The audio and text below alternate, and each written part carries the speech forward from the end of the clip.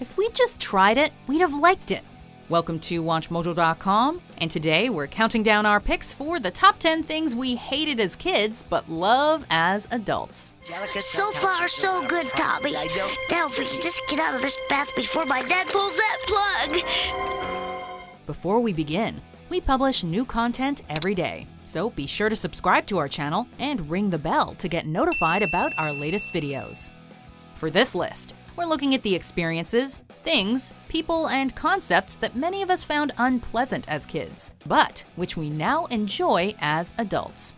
This wish is for all the marbles. You win, you get your wish, I drop dead. I win, I don't drop dead, and I get 100% anti-drop dead protection.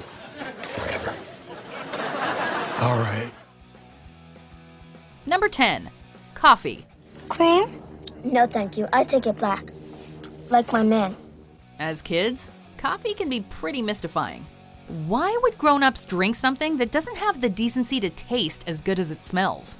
Even learning that it has caffeine doesn't really clear things up, since soda has that too, and you don't need to add anything to make it taste good. But whether our tastes change or we just need that boost that only coffee can provide, most of us take the plunge and become fans, if not addicts. Coffee is the grease that turns the wheels of the world, and we are the wheels. Coffee is the #1 drink in the world. Everybody drinks it. Even little kids in Mexico drink coffee. Well, I'm not a little kid in Mexico, okay? Number 9. Practical gifts.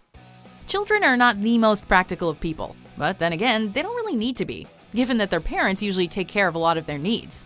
So when kids want gifts, they generally want toys, electronics, or anything else that's fun, entertaining, cool, or trendy.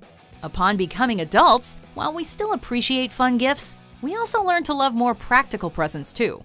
An oven mitt? Okay. If we need a new appliance or tool or clothes, we're mature enough to be more thankful for it, and to the one giving it. Number 8. Being mistaken for younger than you are. When we were kids, it sucked hearing from someone that we looked younger than we really were. Are you a baby? No. Kids are almost always in a hurry to grow up and prove they're mature, so being told that we appeared the opposite of what we tried to be was very disappointing. I don't wear diapers anymore. Now that we're adults, many of us want to recapture our all too fleeting youth, so someone mistaking us for younger than we really are is very flattering. Isn't it funny how an insult becomes a compliment based on what age we are? Number 7. Taking baths. Cleanliness is rarely on our minds when we're kids. The idea that dirt or other debris sticking to us could possibly be bad for our well-being is a concept that just doesn't register yet. Baths can seem like exercises in frustration for kids, who, if they don't object to being in the water, probably want to splash around, as well as for their poor parents, who just want to get their progeny clean. Oh, boys, it's bath time. As adults, baths are significantly more pleasant to take, as they're opportunities to relax while also getting clean. The bath salts, they're starting to effervesce. Number 6. The taste of alcohol.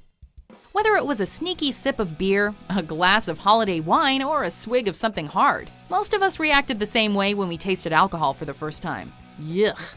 Alcohol, like coffee, can be an acquired taste, though experimentation can help us find a variety that appeals the best to us individually. In other words, you get used to it. But it's the effects on our bodies and minds, both positive and negative, that make it as popular as it is. Alcohol loosens us up and is a nearly universal social lubricant. Can I jug this? Number 5. Sitting still. As kids, we had a lot of energy, particularly if we'd eaten sugar, and we liked to expend it by running and playing around. In addition, the concept of patience was tough to wrap our young minds around. How could waiting to do something possibly be better than doing it right now? Now that we're adults, our energy is often expended performing our jobs or through exercise, so we're glad when we finally get the chance to just do nothing.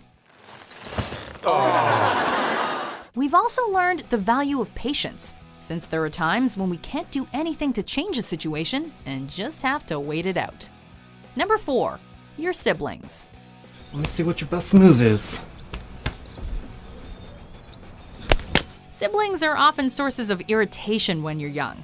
Whether they're younger, older, or a twin, our brothers and sisters get on our nerves and compete for our parents' attention. Get out, you doofus! While some of us can manage to get along with them early on, many of us cannot imagine it until we become adults. Cut it out! Me. Once we've matured, we realize they're closer to us in terms of life experience and other ways than anyone else we'll probably ever meet, and that they deserve our love and gratitude as much as our parents do. Then again, that rivalry can persist well into adulthood in some cases. I do not have a fat face! Oh, please, I keep wondering how long you're gonna store those nuts for winter. Number 3, vegetables. Our first impressions of vegetables tend to skew towards the negative when we're children. Okay, caution. There is a dangerous smell, people. Hold on, what is that? This is disgust. Sometimes we dislike the taste, or lack thereof, of veggies. In other instances, it can be a case of judging them by how they look or their weird textures. Worst of all can be the fact that we're forced to eat them by our parents, leaving us to associate them with punishment and negativity. But as we grow older, our taste buds develop and vegetables become more palatable, or else we recognize their value as healthy additions to our diets. Number 2, the opposite sex. Kids often develop an aversion to the opposite sex, largely due to fear and misunderstanding, which is exacerbated by playground rumors. Internal combustion is such old science. Bubble travel is the way of the future. Look out! There was a time when many of us believed in cooties or the dreaded lurgies, fictitious diseases invented by children to excuse their fear of boys or girls. Once we hit puberty, however, most of us begin to gain a greater interest in the opposite sex, whether romantically or socially. Now that we're adults, we understand that the other half, while still frustrating to understand sometimes, is definitely worth the confusion. Are you free for dinner tonight? Yes. All right. Then it's a date. Before we get to our top pick, here are some honorable mentions. And I actually, at night, when they're asleep, I'll put on a little jazz, a little boogie woogie. And so when they wake up, they are irritable and they did not have a pleasant night's sleep because kids do not like jazz.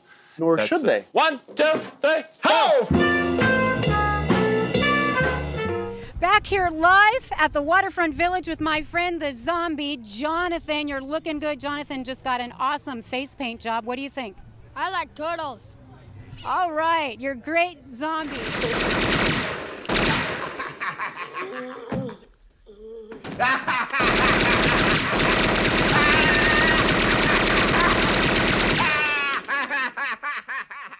Number 1, napping and sleeping. As we know and as we've said, kids are full of energy.